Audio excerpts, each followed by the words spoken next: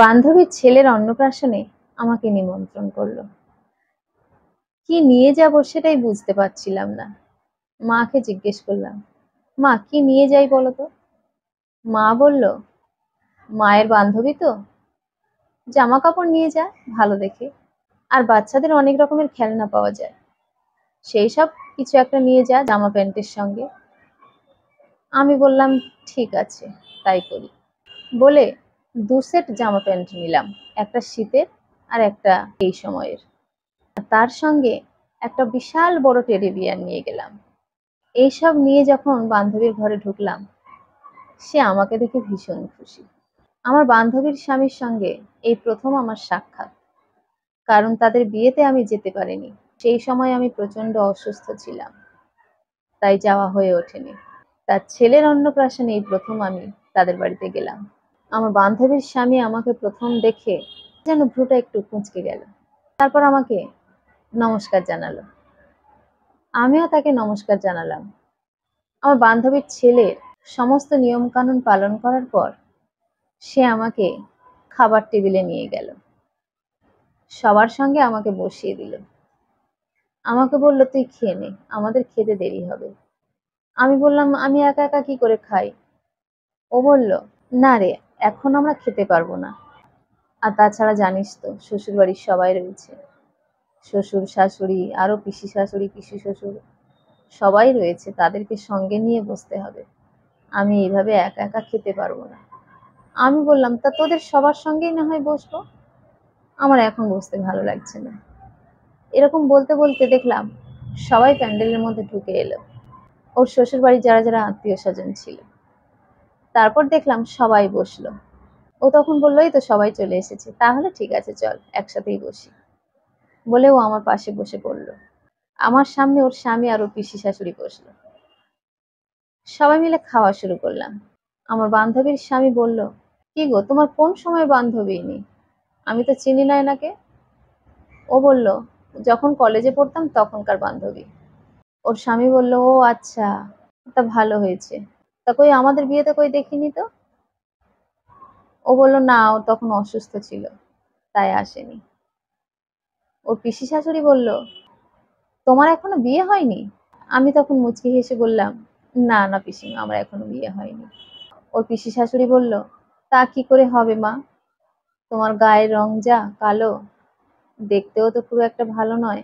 এখনকার ছেলেরা তো একটু ফর্সা মেয়ে খোঁজে, একটু দেখতে ভালো হবে সেই রকম মেয়ে খোঁজে, সেই জন্য হয়তো তোমার এখনো হচ্ছে না।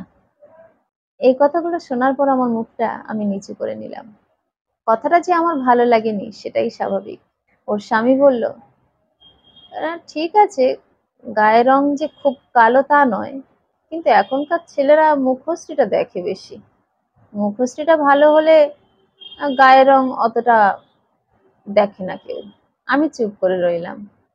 আমার বান্ধবী বলল, আমি ওকে কতবার বলেছি প্রতি মাসে একবার করে ফেসিয়াল করলে তো ও মুখের একটু গ্লেজ বাড়বে, ছেলেরা পছন্দ করবে। ও সেগুলো সব করতে পছন্দ করে না, কি বলবো, এখনকার ছেলেরা কি আর এরকম পছন্দ করে? আমি আমার বান্ধবীর দিকে তাকালাম এবং তাকে খুব অবাক হলাম যে ও এরকম কথা বলছে আমার সম্বন্ধে।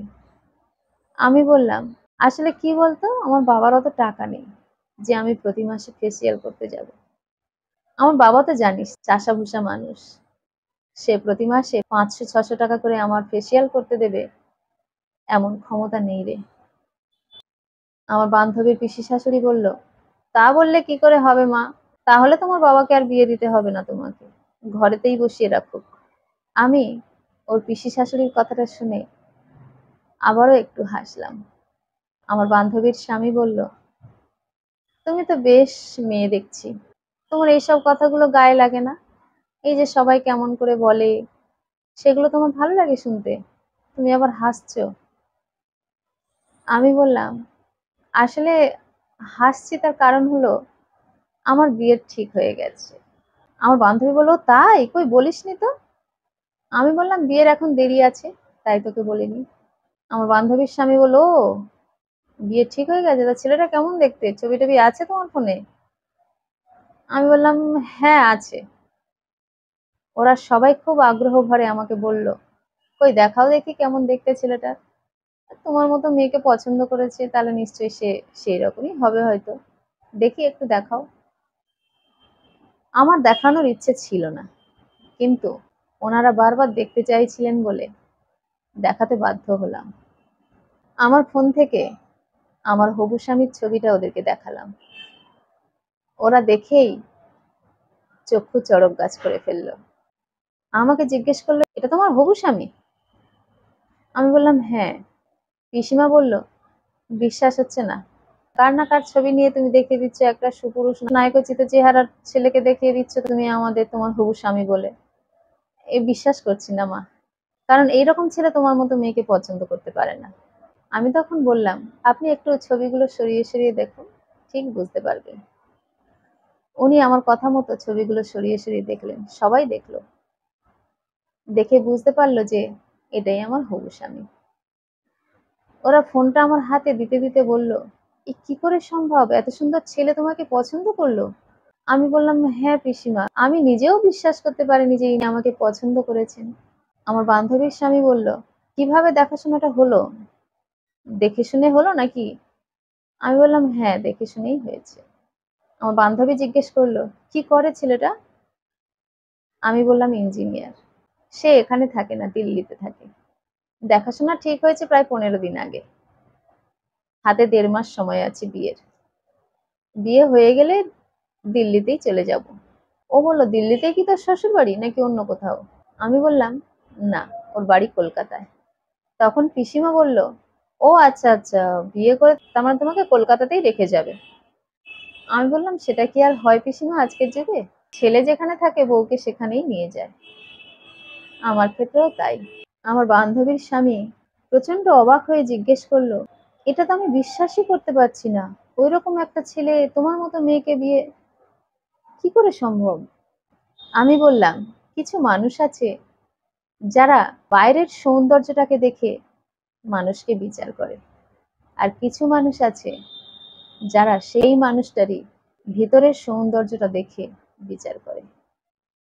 আমার স্বামী আমার ভিতরের সৌন্দর্যটা উপলব্ধি করেছে, আমার বাইরেরটা নয়। আমার বান্ধবী বলল, এত বড় সুখবরটা তুই আমাকে জানাসনি?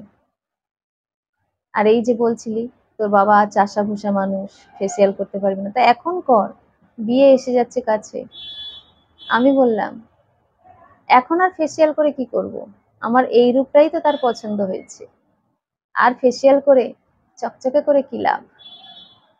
যেমন আছি আমি তেমনই থাকি। তারপর বিয়ের পর যখন দিল্লিতে চলে যাব, সেখানের জল আবহাওয়াতে নিশ্চয়ই একটু চেঞ্জ হয়ে যাব। তাই ফেসিয়াল করে রূপের পরিবর্তন করার কোনো ইচ্ছে আমার নেই। খাওয়া দাওয়া হয়ে গেলে ওনাদেরকেই বলে এলাম, আমার বিয়েতে আপনারা সবাই যাবেন। আগে থেকে আমন্ত্রণ জানিয়ে রাখলাম, পরে কার্ড পাঠিয়ে দেব। কলমে ও কণ্ঠে, সোমা।